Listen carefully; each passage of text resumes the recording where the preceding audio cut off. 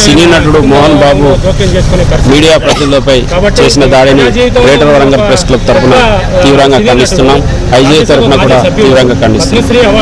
ఒక పెద్ద మనిషి దాదాపుగా 78 సంవత్సరాలున్న మోహన్ బాబు నటుడిగా ఎన్నో ఆటుపోట్లు ఎదుర్కొంటూనే విద్యా సంస్థలను కూడా నడుపుకుంటూ సమాజం విద్యాబుద్ధులు నేర్పే బృహత్తరమైన పదవిలో ఉంటూనే మోహన్ బాబు యూనివర్సిటీ కూడా నడుపుతూ విద్యా సంస్థలను నిర్వహిస్తున్న మోహన్ బాబు సమాజం సిగ్గుపడేలా మీడియా ప్రతినిధులపై చేసిన దాడిని తీవ్రంగా ఖండిస్తున్నాం. వెంటనే ప్రభుత్వం కూడా చర్యలు తీసుకుని ఆయన అరెస్ట్ చేసి ఆయన జైలుకు కూడా పంపాలి. మరొకసారి జర్నలిస్టులపై ఎవరూ కూడా ఇలాంటి ఘటనలకు పాల్పడకుండా ఒక భయం కల్పించాల్సిన బాధ్యత ప్రభుత్వంపై ఉంది.